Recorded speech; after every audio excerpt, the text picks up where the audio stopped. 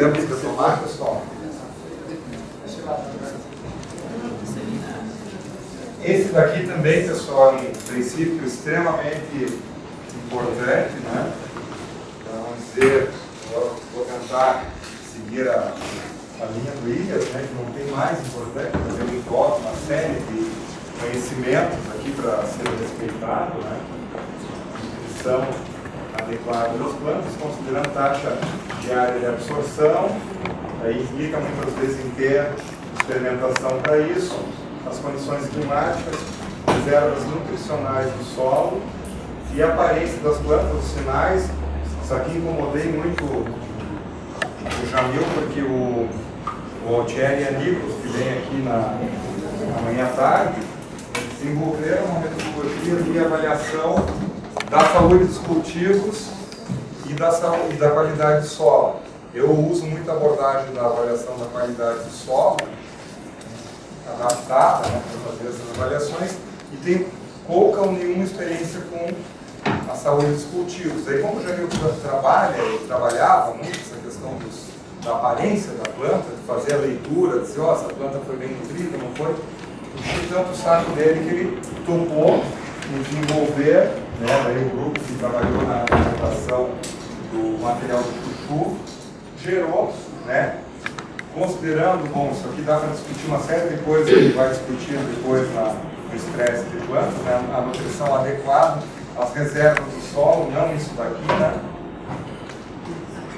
Vamos chegar lá na tabelinha, mas agora eu lembrei porque eu coloquei isso daqui, né? pH 7,2, 7,3, a questão do balanço de nutrientes, que já foi comentado, às vezes a competição por absorção, mas é um gráfico clássico, só estou trazendo uma outra versão, porque que para a maioria das culturas se coloca que o pH 6,5, entre 6 e 7 é o mais adequado. Para a maioria dos micronutrientes aqui você tem uma disponibilidade adequada, até na casa aqui do 6,5, né?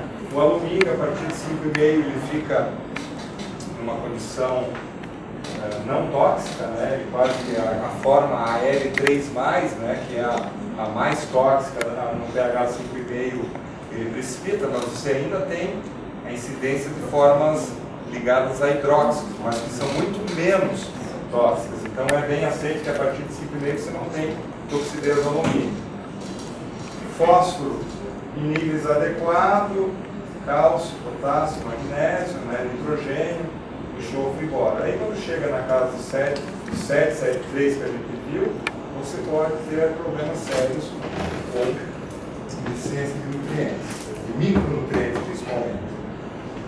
Isso aqui é a tabela que foi desenvolvida da adubação com N e K de cobertura na forma de nitrato de amônio por potássio para o chuchu, regiões de altitude entre 400 e 600 metros, esperando, né, uma expectativa de 65 mil toneladas por hectare de fruto.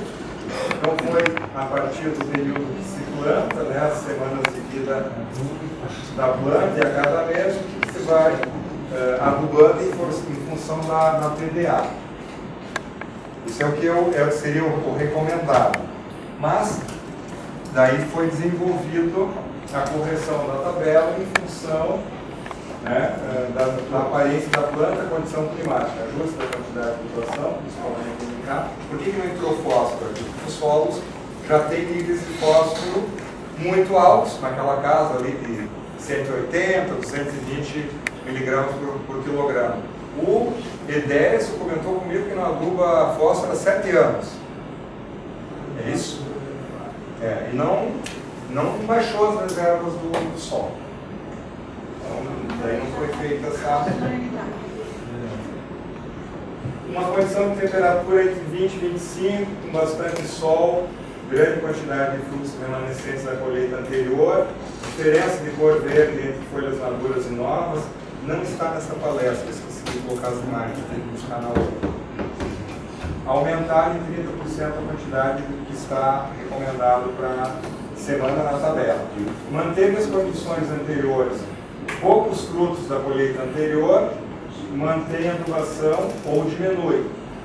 Repetiu as condições, pouco nenhuma diferença de cor verde entre folhas maduras e novas, diminuir aproximadamente 50% a adubação semanal ou deixar de aplicar. Então, foi feito um ajuste de forma que, à medida que as condições climáticas variam, por exemplo, vamos pegar quando aumenta, por enquanto aqui não aplica ou diminui.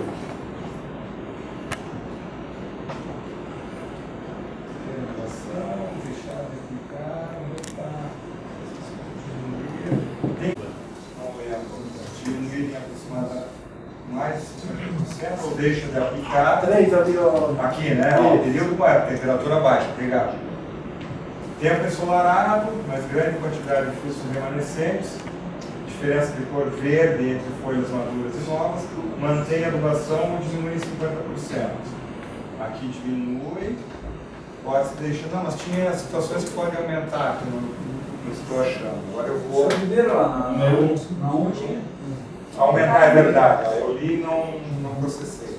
Desculpa, aumenta em 30%. O Edson, que nós vamos visitar na parte da tarde, ele trabalha no limbo. Ele trabalha quase na deficiência, pelo menos quando a gente visitou a última vez. Até ele está trabalhando assim, abaixo do que se coloca nessa tabela de ajuste. Daí, para vocês entenderem melhor o que seriam os sinais, só 0,3%. Só que a planta, por isso que chama eles, são chamados de essenciais, né? Tem alguns autores que hoje já colocam o silício como sendo um nutriente essencial, não há consenso, né? Rapidamente, a função de cada elemento na planta, né? O nitrogênio, então, em quantidade relativa seria o 100%. Função na planta, componente de proteínas, aminoácidos, potássio, 25%. Transporte de íons, principalmente o cálcio, componente da parede celular, esse vai dar estrutura na parede, já me vamos discutir. Magnésio, componente da clorofila, o fósforo, né, na ATP, na energia da planta, ácidos nucleicos, enxofre e aminoácidos, cloro, fotossíntese, né, as reações, ferro, síntese de clorofila, o boro também como componente da parede celular, utilidade de enzimas, manganês, o cobre, componente de enzimas, o zinco, atividade de enzimas, o molibdênio, favorecendo a fixação do nitrogênio. Aí, né, eu pensei em colocar isso também para depois, quando for entregar para vocês o material, aqui tem um pouco mais aprofundado ali o caso do livro do Buchmann e Breit, né?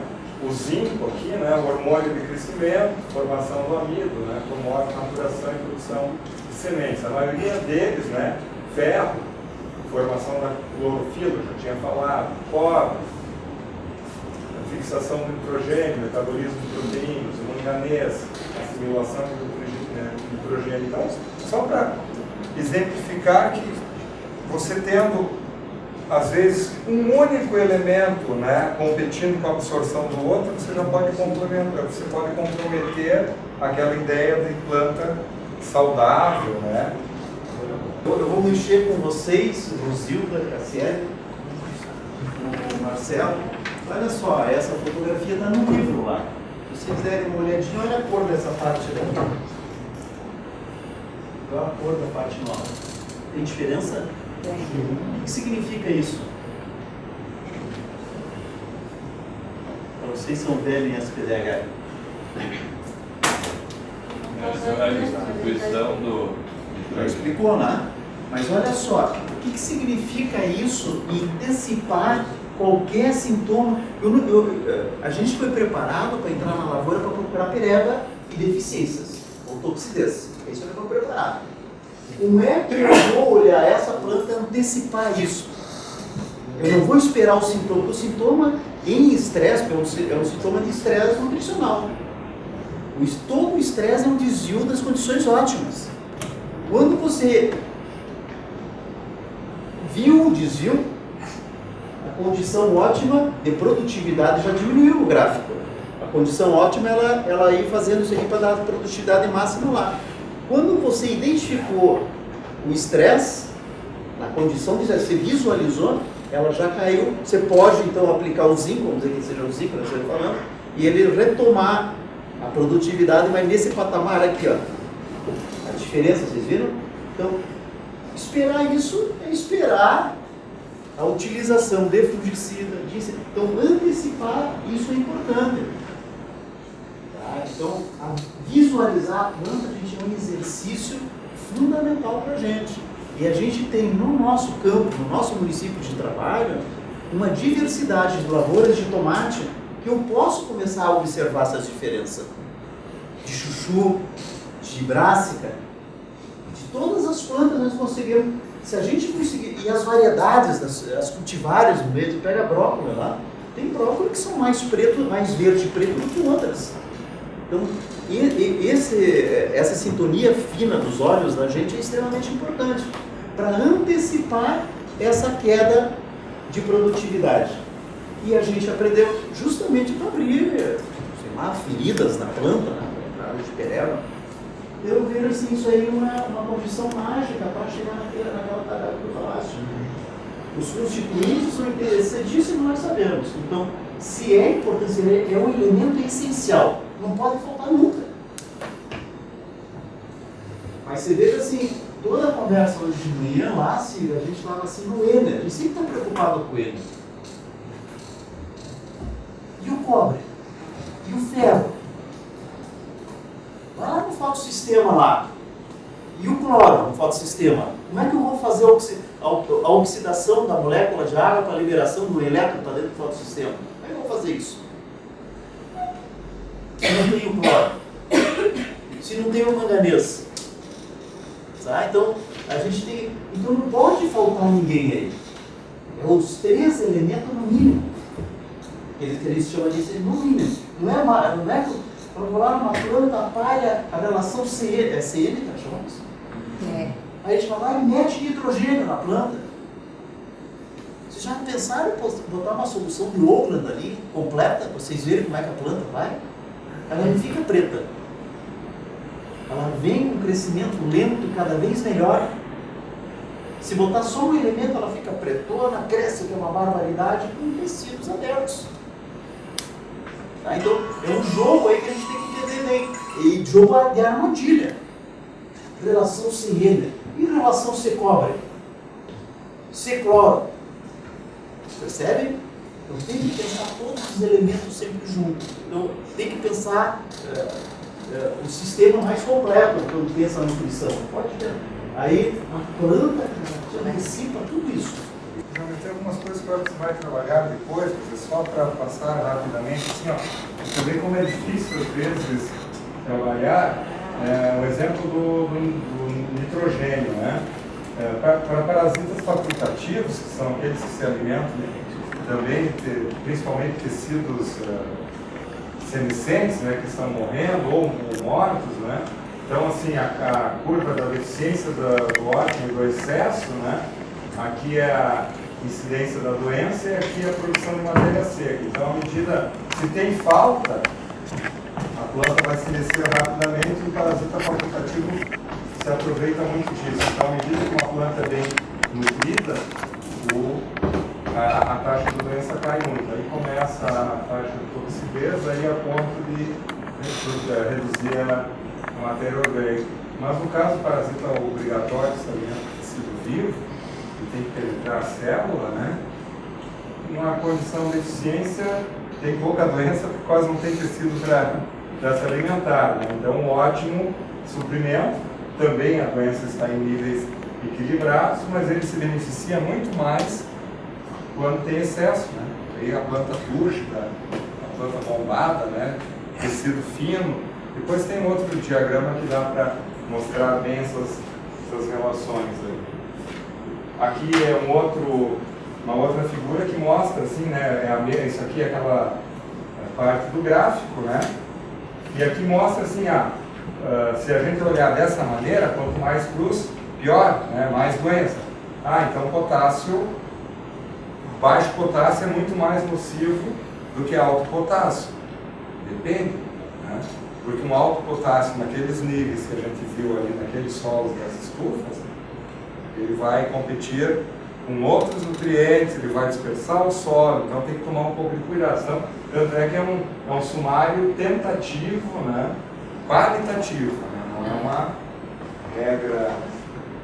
Isso aqui é a mesma. Aqui o caso do cálcio, né? Da podridão mole, né? Então, a medida relacionamento entre o conteúdo de cálcio na maçã e a incidência da podridão amarga, né? Infecção após 3 meses de armazenagem. Né? Então se verificou que na medida que vai aumentando o conteúdo de cálcio na planta, vai reduzindo a incidência da doença, mas é uma dificuldade enorme você colocar cálcio no fruto de maçã, né?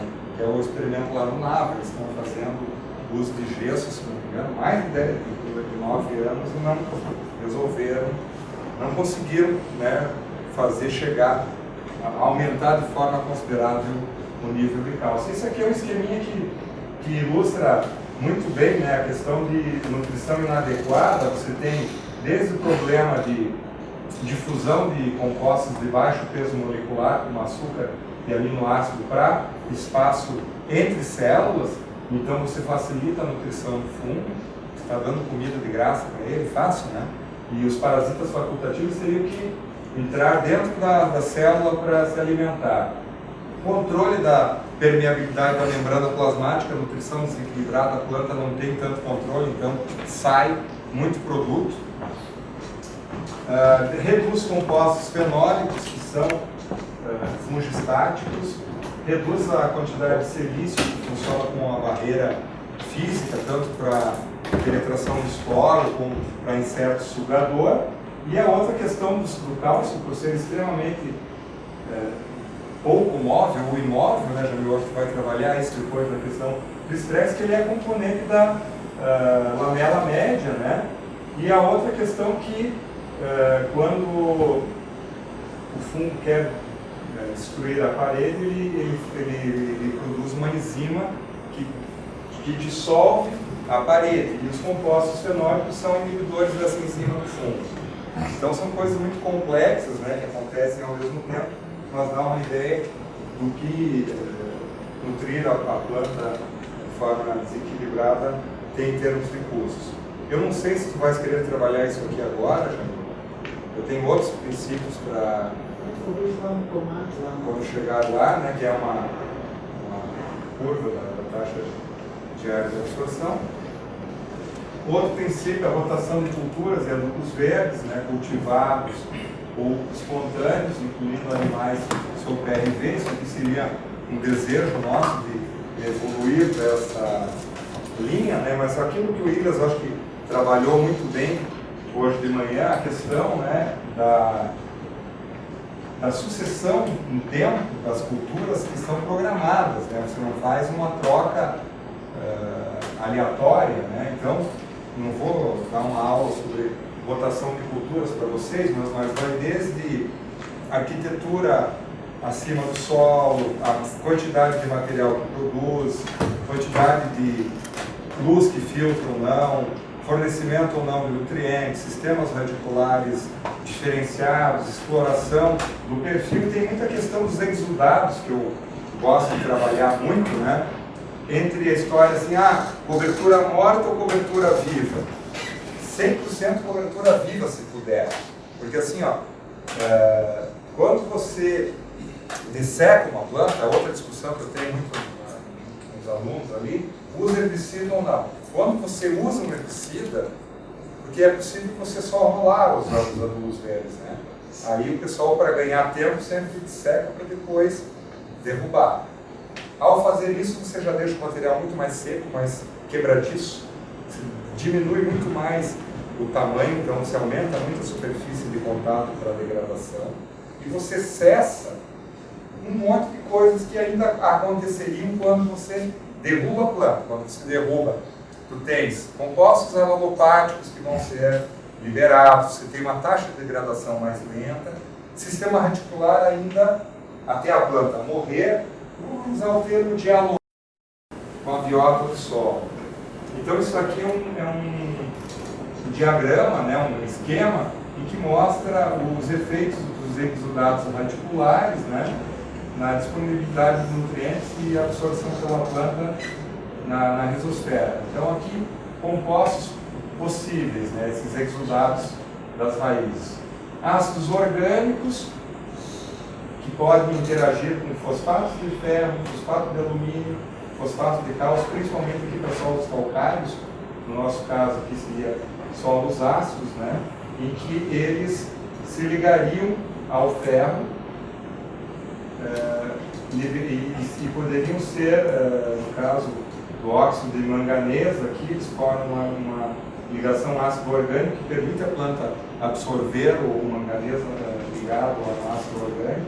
Aqui eles solubilizam fósforo desses fosfatos aqui, permite a planta absorver. Os aminoácidos fitosiderófilos são específicos para isso, o ácido orgânico é nesse caso aqui do óxido de manganês. Aqui também tem o caso dos compostos fenólicos, eles fazem essa ligação com o ferro.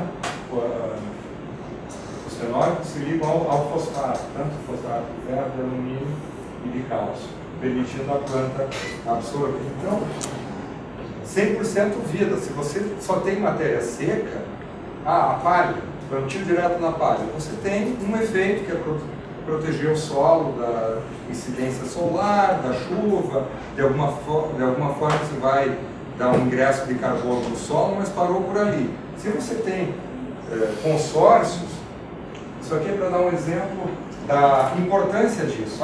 Quanto que é essa liberação, né? Pode ser variar, a risodeposição, o carbono pode variar de 800 kg a 4.500 kg de carbono por hectare ano. A exudação pode liberar de 15 a 60 kg de nitrogênio por hectare ano e 20 a 60% do carbono líquido fixado pela planta. E como que isso é liberado no solo? Bom, isso aqui é por rompimento celular, daí é involuntário, a raiz da planta está crescendo, teve um atrito com a partícula de solo, então uma liberação passiva, não programada, né? Mas tem a liberação programada que isso aqui é superior a 30%, isso aqui varia de 5% a 20%. Né? Então, a liberação por difusão de compostos de baixo peso molecular, aqui liberação de compostos específicos como carboxilatos, os aminoácidos não proteicos, que são os fitosiderófilos, para dissolver fósforo de formas pouco solúveis, as ectoenzimas, que são as fosfatases ácidas ou alcalinas, que podem ser liberadas algumas por raiz ou por micro-organismo, que seria a principal forma de aquisição do fósforo orgânico pelas plantas. As mucilagens, elas servem para ajudar a raiz a crescer, a não dessecar, mas também para impedir, por exemplo, entrada de compostos tóxicos como o alumínio. Também as excreções, que daí é programado pela planta. Aqui então uma imagem real, né? Aqui um desenho, uma imagem real aqui das mucilagens no entorno da área. Isso aqui é uma zona intensamente populada por micro-organismos, né, que serve de alimento também. 5 a 40% do total da matéria seca produzida através do carbono da fotossíntese podem ser convertidos em exudatos. Então, uma espécie que produz 10 toneladas de matéria seca por hectare ano poderia ter 40% até dessa quantidade aqui transformada em exudatos. Planta junto é competição. Depende do que é competição. Assim, aquela ideia, não posso ter o mato vai competir com a minha planta de interesse, né? E aí lá no Chuchu hoje os caras estão trazendo o mato para ficar junto do pé do Chuchu. Você começa a superar alguns paradigmas, né? Na agricultura convencional você diz que a planta só utiliza nutrientes da solução do solo, solúveis. Por isso que a ideia do Liebig e tal. E não é verdade.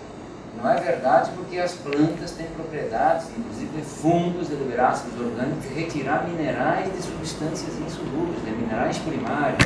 O angico não dá em cima, literalmente em cima de rocha, é uma planta frondosa. Como é que ele sobrevive? Como é que ele extrai nutrientes diretamente da rocha? Aqui vai ter exemplos, não sei se eu não coloquei tudo, porque tem uma aula específica sobre exudados, mas assim, você aduba a planta com fosfato de rocha, então faz um experimento durante poucas semanas e a planta se alimenta porque ela consegue dissolver o fosfato de rocha para absorver o fósforo.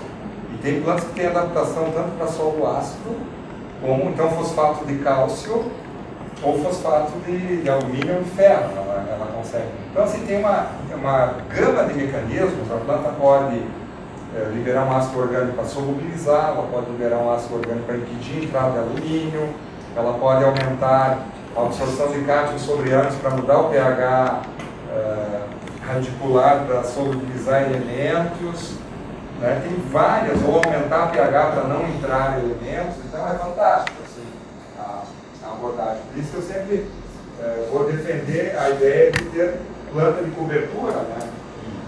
E ter rotação e ter, de preferência, consórcio. Então, aqui é mais para mostrar, né, o que seria a mucilagem na zona de crescimento radicular. Aqui o mucigel, que é essa mistura de solo e micro-organismos, né? Então, mostrando essa aderência do solo, esse papel também de agregação de cola, funcionando como junção de partículas, tem um papel na formação da estrutura do solo, que é a mucilagem ligando partículas. Olha aqui como fica claro essas colas, e formando agregados, né? Não são agregados ainda porque tem a cola e a partícula embebida. E a outra questão é o que se chama de cluster radicular, são essas aglomerações de raízes. Aqui foi induzido por adubação localizada. A planta tem essa estratégia, por exemplo, o cremoso é uma espécie que tem essa estratégia. Se não tem nutrientes suficientes no solo, ao invés dela emitir um monte de raiz para gastar carbono, ela tem um sistema radicular concentrado, vamos mostrar a imagem disso, para explorar intensamente um pequeno volume de solo, a ponto de dissolver aquilo que não é solúvel, né? Ela vai transformar o fósforo do fosfato de rocha numa fonte iônica passível de ser absorvida. Então aqui um exemplo, né, desse papel das mucilagens encapsulando as partículas do solo, né? Aqui também formando o que eles chamam de cluster radicular, e a importância que isso tem para, inclusive, a retenção de água. Então, assim, mais de 30% da redução das perdas de água para milho, para essa gramínea aqui, foi verificada em função dessa produção de mucilagens. Então vai muito além, é bom para absorver nutrientes, é bom para a estrutura do solo, é bom para um monte de coisas, né? Isso aqui é uma imagem do cluster radicular, ó, isso aqui é 1 centímetro, né? Então imagine a superfície, quantos metros de raiz tem, às vezes, um pequeno espaço desses, né? Aqui, alterações